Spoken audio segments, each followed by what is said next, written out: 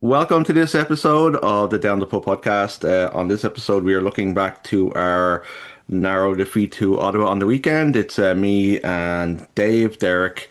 Uh, what's up with Derek? I think he's got tidesitis. The tides are Tides. yeah. Ouch. The tides are playing tonight, so he's away.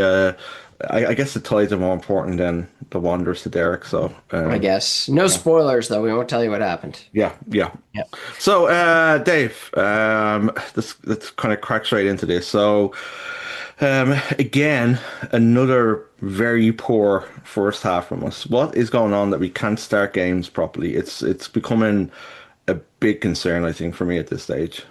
Yeah, and I think it was just going forward. Like, I actually think I saw from minute one what we were trying to do. We're going to clog the middle. We're not going to press. We're going to let those back three have 250 passes between them to get their passing numbers up, which is just makes me laugh. And we're basically not going to let their center midfielders get the ball. So you saw everyone squeeze in super tight. You saw our front two of Isaiah and Ketchwali just basically not let the ball into Aparicio no matter what happened around them. So like make them go around us. And then you saw our midfield basically in a very narrow line and pushed up decently high so that if it did go in, we were going to press those guys right away. The problem again is like, what are we doing attack wise? And the only thing that I'll say that got me excited about the team by the end of the game was that we started to see that in bits and pieces the second half. It started to look more, I don't say like Patrice ball because I felt like it was more progressive. It didn't actually end up that way, but we knocked the ball around. We were trying to go forward, and I was like, okay, here's what we're trying to do. I felt like that first like 3 minutes was I think they should have played it with Benny Hill music on it. It was just ridiculous, like of the three defenders, and like I kind of see what they're doing because they did try and disrupt them sometimes, and they almost gave it away and stuff like that. But I think the problem was that when they broke that press, which and they kind of played the ball over the top, we were so slack defensively again. Like I mean, it's becoming another issue with the team is that like we're standing off people or not tracking runners, and it kind of the goal was like a kind of perfect example of that where Alphonse lost the ball and somehow the ball finds its way into the box and their player was able to turn and get a shot off from a position where he should never been allowed to turn. There was like three or four Wanderers defenders around him, and he's allowed the time and space to swivel and knock the ball. Like I saw somebody try to blame Carducci for that he should have saved it. I think that's like bollocks myself. I think it was all, and you can see he was super annoyed by it.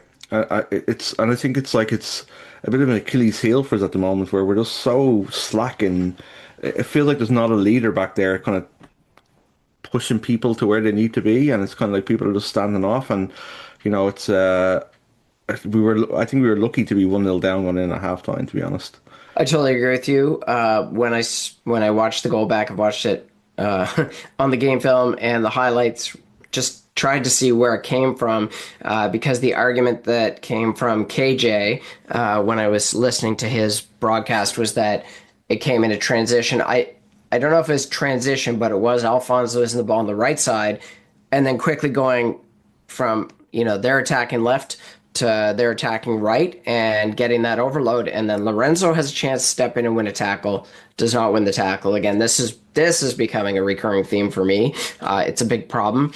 And then Zipman lets the guy turn and fire, and it could have been the defenders maybe could have pushed up, but actually I think it was on those two center midfielders to somebody's got to win that ball, and I think that is our biggest problem right now is, well, it's sorry, I don't want to overstate. We have many, many problems. We do not have a robust number six that is going to step in and win that ball. And that's why I was kind of I was hoping for Isaiah with Lorenzo to start winning some of those balls because he can do both sides of that. And I think we're actually a better team when Isaiah is getting on the ball more. And again, he's back to 2 games ago, just not enough touches on the ball today. So how did you feel about him being kind of like the top prong of of the press, like when they had the ball. It kind of like you would expect it would have been Cyprian that was doing that. It just feels like that when you do that, you lose. As you're right that you lose so much from him because, as I said, as soon as they like cleared the midfield zones into the wings, he's out of the game, right? I mean, he's not like he's too far away from whatever's happening. It seems odd to me to be putting him that I far up. Everything we hear from Vanny, he obviously has a great affection for Isaiah going forward, Isaiah attacking the box, Isaiah as a playmaker, and I think we all agree with that. But the problem is, if he only does that, then we're not getting that defensive piece that I think he can add as well. Now, I don't know. I'd have to go back and look at a bunch of different numbers, and I do want to like highlight this as well. Like we had three significant chances. Yeah. And I don't think XG counts Catchwally dribbling the ball off himself for a goal kick. When it was 2-on-1, it might have been a hard pass to get across to Bahambula, and he might have missed. But the Telfer and the Akamwali chances are just crazy. I know we'll go into those a little bit more, but Yep. like even though we didn't play great, I thought overall we defended the box better, except for the goal. Now the problem is that the shots were coming from just outside the 18, and they were narrowly wide 3 or 4 times. Like Aparicio was very close. One of their players just went wide of the post, and Carducci had like a decent save on one. But Carducci only had one save in the game, so we did something right, and we need to figure out how to take that piece, but then get more of the attacking feel for the match. And that's kind of like what I was like kind of talking about, like just how, and I think KJ was like saying it on the broadcast, like just how they're just switching off, like I mean, like Manny Aparicio had like I think two or three shots from outside the box in the game, and you just can't let him like have those opportunities. Like we were lucky that none of them went in, and he's having an off day or whatever. But I mean, it's just those like little things of like someone like that shouldn't have that much time and space on the ball, and it just seems like somebody's not following the players that like just kind of just letting them go and hoping somebody else takes the reins for it, and it's going to cost us if we keep playing that way. But to kind of switch back and be like a little bit more positive, like whatever changes that we did at halftime certainly made a difference. I thought that Akinwale actually played decently well. A lot of people are like in the chats and stuff like that were saying that they've seen a kind of different side to him. So what impact do you think that he made? Well, I think Akinwale is direct. I'll say one thing about Catchwally. He had less than 10 touches. He had 3 completed passes in the game. So just like for reference for everybody, once Akinwale went in, his numbers weren't like tremendously better, but he was running at players. I think he's a little bit faster. He obviously had a chance at the end, and he also missed one that somebody played. I think it was a cross. I can't remember. It was really close to him being able to score a goal. But I liked his pace. I liked his physicality. I think he's like strong. And again, I don't think any of our forwards I would call fast, but they're quick enough. Right. And if he can get into that space, his control seemed pretty good to me. He was able to bring other players into the game. And he seemed to be at the right place at the right time. He had one cross as well we were unlucky not to convert. Yeah, I thought you made like a really good impact. Like you obviously feel bad for Catchwally because obviously he had that thing that one soccer popped up onto their feed pretty quickly, and it's kind of like he's still a young lad too, right? And I mean, there's obviously going to be these issues, and who knows what the state of the pitch is like when you're playing on it, right? Because it is what it is. But you kind of feel for him because obviously being hooked at half time as well, and they kind of said on commentary that like he wasn't holding the ball up and yada yada yada yada. And I know football's a bit of a tough sport, but you'd kind of hope that Vanny's putting his arm around him this week and trying to get him through that because that can kill your confidence. Like, and as I said, like if one soccer popping up straight away, it was kind of posted around a few times, and you kind of feel sorry for him, right? Well, and it was so unlucky because you could see, like, I mean, he should have probably just squared the ball and not thought about it. Yeah. But he's like shooter pass, and then neither. And it's so unlucky. And these are the ones that you see at CPL level versus like a major league. Like these guys are still learning their sport, and guys like Catchwell are just getting minutes at this kind of level. So again, that could go back to recruiting and who we're trying to put into this league or onto this team, or that could just go to like that's either a bad break or just very poor skill. I'll let people decide by themselves.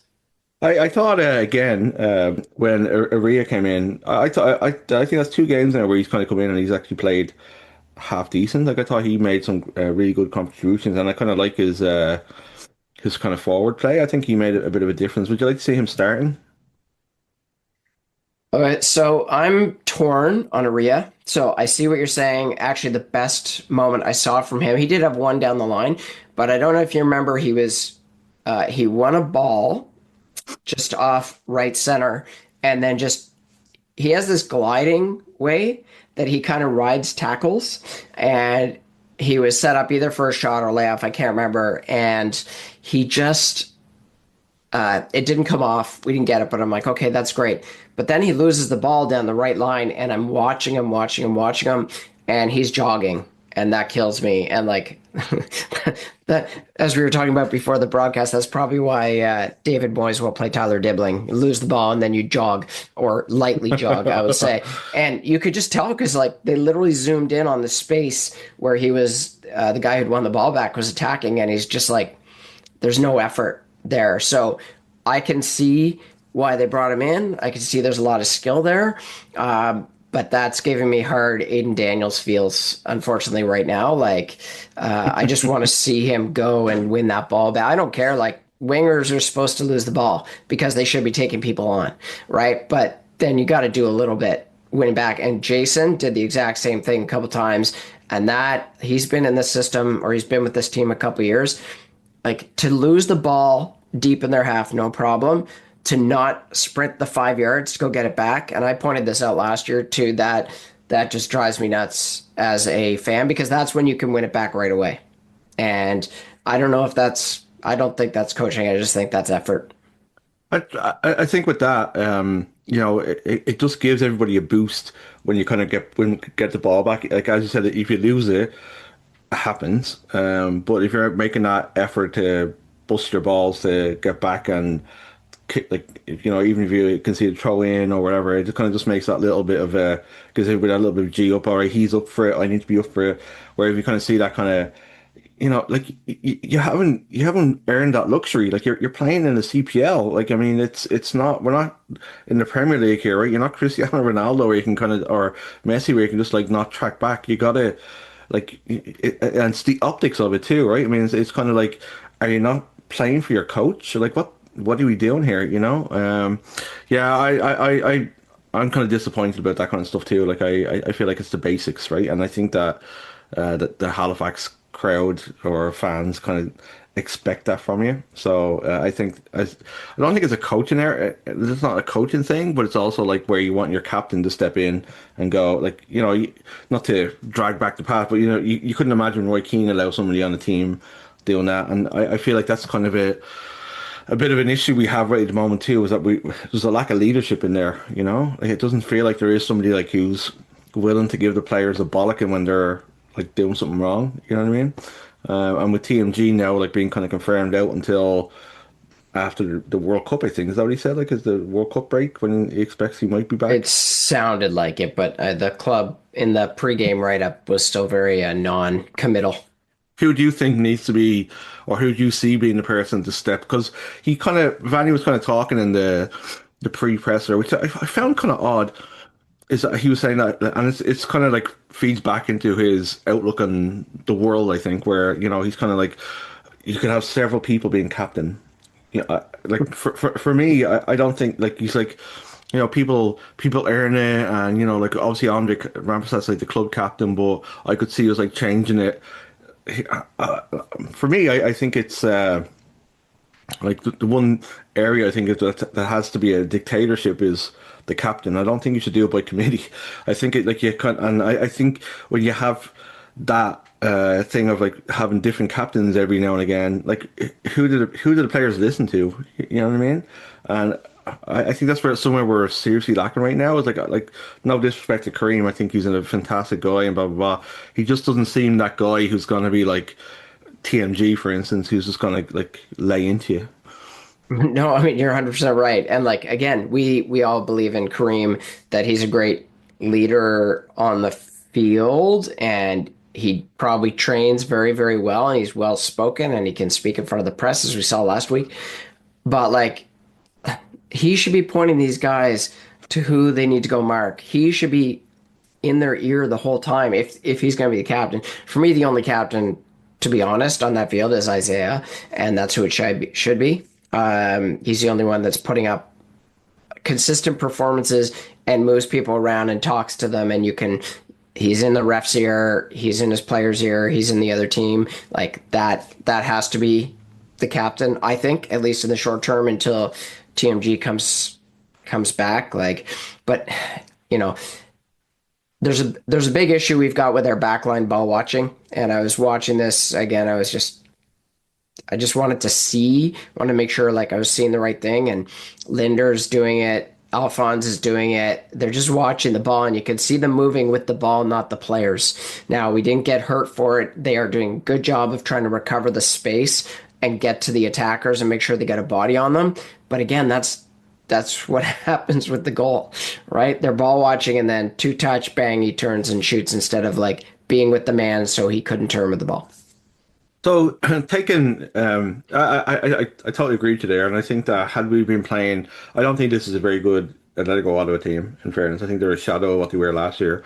I think had we been playing a better team that first half, we would have shipped a lot more goals the way we were kind of playing. Like, but as I said, luckily we turned it around somewhat in the second half, and we're like make creating chances.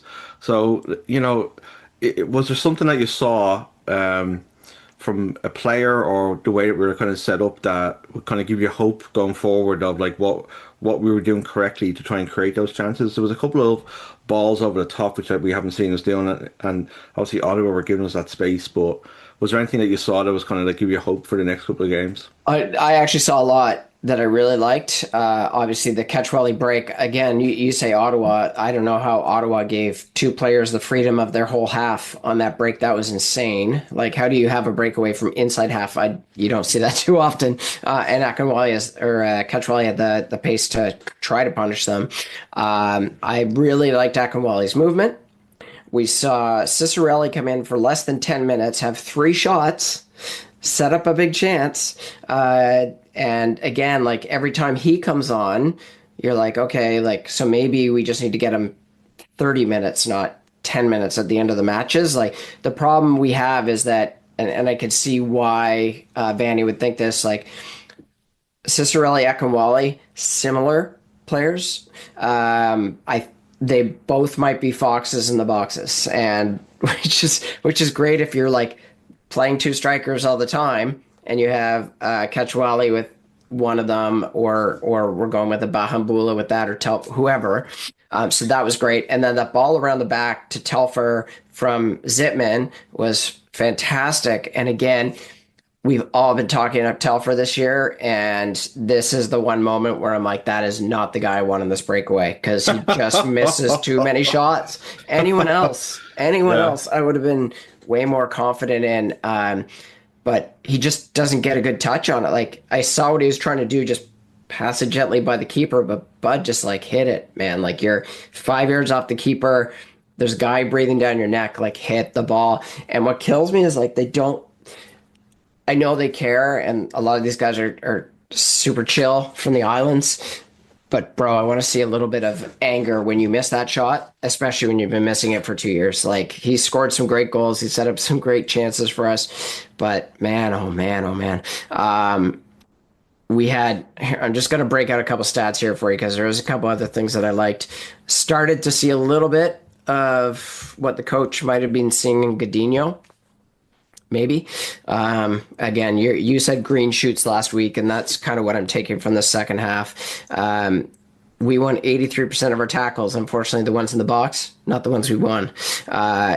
They had a slight edge in overall challenges at 27-23. We had 101 passes into the final third in the second half. Like it was moving, and we had 6 shots in the box. So again, we're creating some decent opportunities, and I think we can all argue that between the Akinwelli, the Telfer, those XGs were probably pretty close to 2. And then Akinwelli hitting the post was just that just sucked the life out of me. I can't believe he did that, and I was very very sad. Last thing I've got of things that are like decent but with warning is that we probably crossed 550 under 21 minutes, so Nice. that's positive.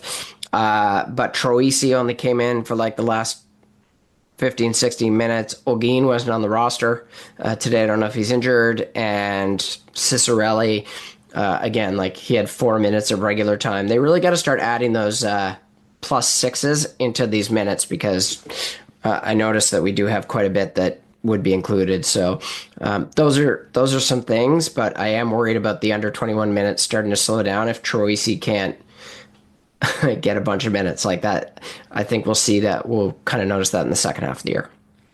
Yeah, you know, the first, like, just to look at the contrast, like in the first half there, we were kind of talking last week about our lack of ability to create chances. Like it almost felt, I think, yeah, I'm sure you remember it. There was a period of like 5 minutes where we had the ball just kind of on the edge of their box, and we were kind of nice little passes aside to the edge and back again, and there was so many opportunities for us to cross the ball in, and we didn't take any of them. And then the ball ended up on the left hand side to somebody, I can't remember who it was, but it was somebody that you don't want to be making that cross, and it came to nothing. And I think that's part of the problem is that like you're talking about like Akinwale and Cyprian and like being foxes in the box, but you had to have that opportunity to try, and it was so frustrating to watch. Like, you know, I can't even imagine like what like Vanny would be looking at that going like what he's like how he thinks that was the plan because like all they did was just like sit in the box and just let us pass in front of them, and then nobody had the balls or nobody had the gumption to just smack in across and just see where I actually don't think this is a very good Ottawa defense either. I think that the second half proved that, and that's what frustrates me is that you can see it's the second half of so many games this year when we've kind of like started to play because we're behind the goal or whatever it is.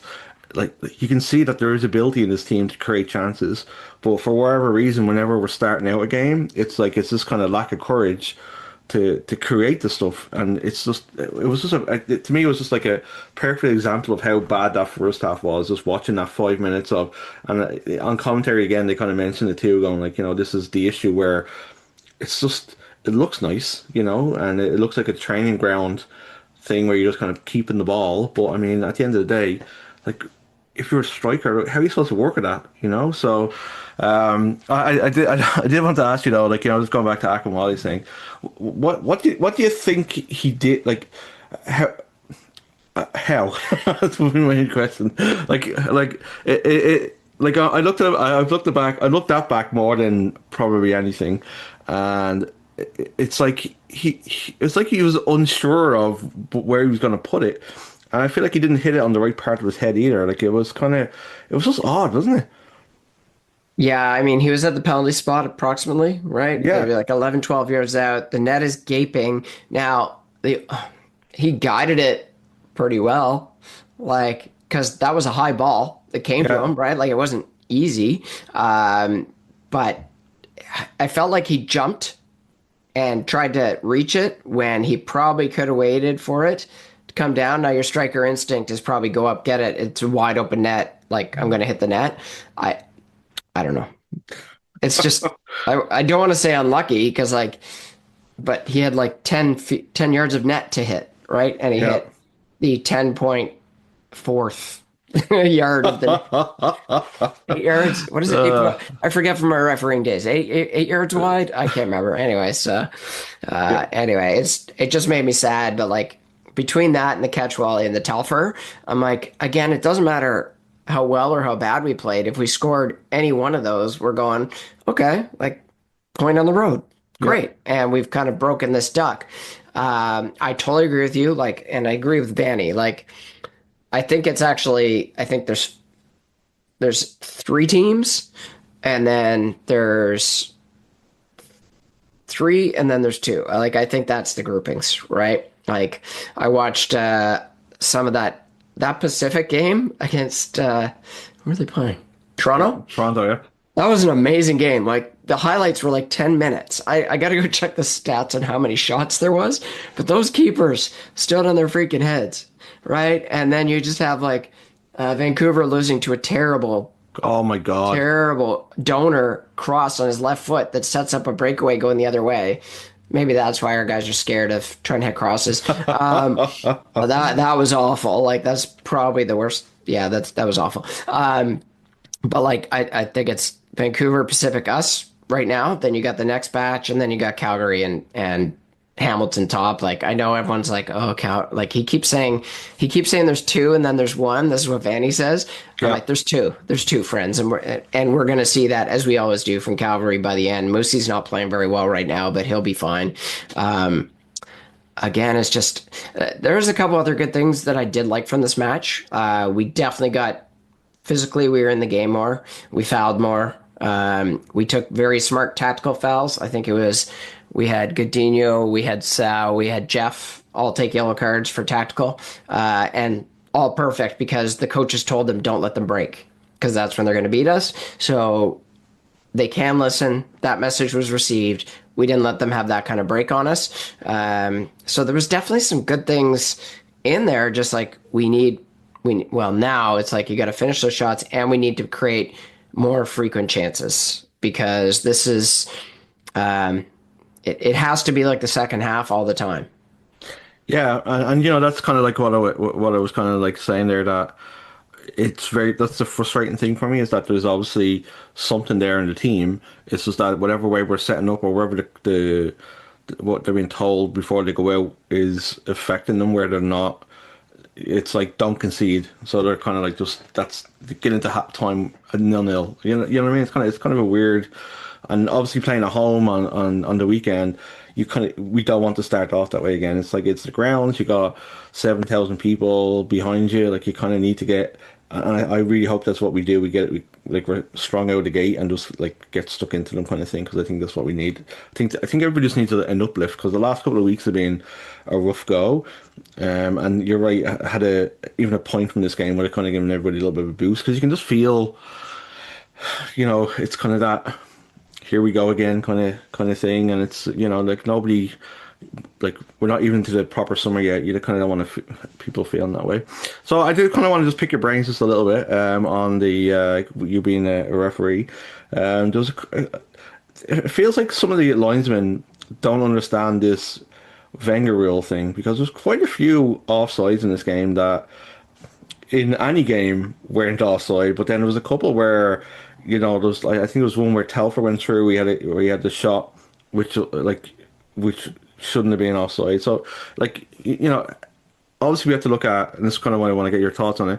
How difficult is it, the lines people, to see this daylight thing? Because it must be difficult because of the speed of the game, right? Well, there's two parts to that. So how hard is it for them to see it? And then how hard is it to flip back and forth through a can champ game? Yeah. Like where they're using the old rules, that's insane. Because you would train the whole preseason to be able to see that. They'll be showing you, you'll be working on video, you'll be lining games with like a helper behind you to like be watching, and they'll be looking for those situations. I mean, I can't imagine like if you're looking. So I'm just thinking, like, so you're running sideways to the field, you see Telfer coming through, like, your mind's not like, oh, is his boot in line with the other guy's boot? Like, Yeah. you're looking for, like, if I'm looking for daylight, like, I'm not looking to the ground, right? That's hard. So I'm not, and Telfer missed so bad, too. Like, that was brutal. Like, did that make it for a throw-in? Was that another one of those ones? It's difficult. And like what I hope, so where I hope they get this right is like the ones like Telfer, those are going to be hard just because of speed. You're like, ball, ball, has he gone? Has he gone yet? No, no, no. And that they'll be on the microphone going like, yes, yes, like for offside or no, no, no, right? On the mic. And then it's the ones where we got caught against Pacific, where it's like it was a quick 1-2 and it was top of the box. And like that one, I was like, I don't think that's offside. I didn't think that was offside. And then that cost us that second goal against Pacific, and we'd still be in like playoff contention if we had that win. So I think it's really hard for those guys, and I don't want to judge. I just think about some of these new rules that they put in years and years ago, even the back pass rule. It's like the goalkeeper's accidentally picking it up. Yeah. And you're like, oh yeah, actually that's an indirect free kick now. So I totally forgot about that, right? Or that's no slide. You're not allowed to slide tackle in men's indoor or over 50. But is that a slide tackle, or did he just fall over and act? You know what I mean? Like, Yeah. it's hard. I don't know what to say. Like, I hope that they'll get most of them right. Those ones are the ones that will even out if a team actually has people attacking that back line over the course of the year. So I'd love to see more offsides called against us. Yeah, I know. It's and that's the thing. Like like I kind of it was people were talking about it. Obviously, like after I think it was like 4 or 5 decisions in that game that were kind of borderline, and I kind of wanted to look at it from the officials' kind of way rather than us just like slamming them because it's obviously we get the beauty of slow motion and action replays on TV, which they don't, right? So, Right. And um, and just think about it. Our three big chances were nowhere near being offside. So, yeah. you know, just score your chances, guys. Yeah, it's that's a pretty simple mantra. Yeah. Who was your man in the match in this one, Dave? So I actually had, well, I really wanted to score these guys higher. I actually had Zitman and Lorenzo both at sevens again. Okay. So these are just above my 6.5 decent game number. And it's kind of the same thing. Telfer was having a decent game until he missed that shot. Then he immediately dropped to a 5.5. I was ticked. And him and Catchwelly were the same based on that. SofaScore had Lorenzo at a 7. I had him at a 7. And Zitman a 6-6. I had him at a 7. I just thought that pass that he played through for Telfer, fantastic. His work rate was good. His passing stats, like some of the passing stats of those guys, Lorenzo was 91% on the game. I think he's only around like 65 total passes, but he was 25 for 25 in his own half. Wow. So he was like 6 on 9 on long balls. Neither of them actually had big stats as far as defensive one balls, so that wasn't really a big factor in my decision. There was just a lot of 6.5s. I would say like the one good thing, like Akamali is a 6.5 again. Cicerelli was a 6.8. I thought, can we get that kind of impact for 20 minutes, 25 minutes from Cicerelli? I think that would be a great. He always gets into good positions. We just got to get the ball in the box. And if we could find Catchwally with Cicerelli together, find a way to do that, I actually think those two would be a good pairing. And I would be interested in an Akinwale Catchwally situation with that speed. So again, a lot of 6.5s, and I really want these to be higher, but we're just not seeing it yet. Yeah, Lorenzo was mine, but it's like it's tough right now. There's nobody standing out head and shoulders above anybody else. But I just touch on your point there with Tavio. He does seem to be the one who's like the most natural striker that we have because he is really good at finding those positions. It's just a matter of he had that chance that was cleared off the line when he just came in. It was like literally within 20 seconds. So he does get into those positions. It's just a matter of confidence and maybe you're right, just getting that little bit of extra time because it's hard to come into a game and try and change things when you've got 5 minutes. It's difficult, right? I did just before we go. I just wanted to give a shout out to somebody. My friend Gary, he's from Wales. He used to live here, and his daughter Maisie, she's a Wanderers fan, and she was born here. They're playing the national finals at the Bet365 ground in Stoke on the 21st of May. So I just want to give Maisie a shout out and best of luck, and hopefully bring home a trophy. Be well deserved. What are the odds on that game? They are 6-1 favorites. So Wow, okay, let's put a punt down for a yeah, fiver, eh? yeah. Gary, we need to get when they win the trophy, we need to get a picture of Maisie so we can pop it up onto the social so people can see. So, yeah, I best love of luck to that. Maisie. Yeah. So let's hope that, as I said, we go all guns blazing on Saturday, right? And Yeah. we get a win because it will sure lift everybody up, especially with this bullshit that came out there during the week with from the city there where they're putting Uh, tax basically onto beer or alcohol and tickets for the Wanderers now because they fucked up so badly last year with how they were running things. So yeah, we could all just do it a lift right now, and hopefully the boys can step up and give us 3 points to send us home with the expensive beer rummaging around in our bellies. So I appreciate you not allowing me to comment on that situation. yeah. Thank you very much. You're welcome. Thanks, Dave. And you know what? We didn't miss Derek at all. He's got like I felt this was very. I think we were really upbeat, and I think he's the Debbie Downer. So Well, I just think we know that from our text thread. We got yeah. to try and keep everyone from jumping off bridges or whatever. We did forget to. We've kind of forgotten our one sponsor, right? Like the Halifax Seaport Beer Fest Oh coming up yes, sorry. this Yeah. August. So we're gonna actually do a write up, and I'm gonna talk to Bruce so we can get a down the pub discount for some of our millions of listeners all around the world, including the Malaysians that are going to come over to the Halifax Seaport Beer Fest and Yep. try some fine Quebecois beers and try all this stuff that's going to be over here. So very excited for that. But you can just check out Halifax Seaport Beer Fest online. And if you were the person who was listening to us in Vietnam, you're you're more than welcome to come over and stay at Dave's house and then have a few free beers at the Wait a seaport. sec. How many CPL players are in ex-CPLers are in Vietnam right now? You might be able to narrow this down really quickly. I'm sure those guys have got something way better to do than listen to us talk I shite. really hope so. I really hope so. Take care, Dave. All right. Cheers, bro. Cheers, buddy.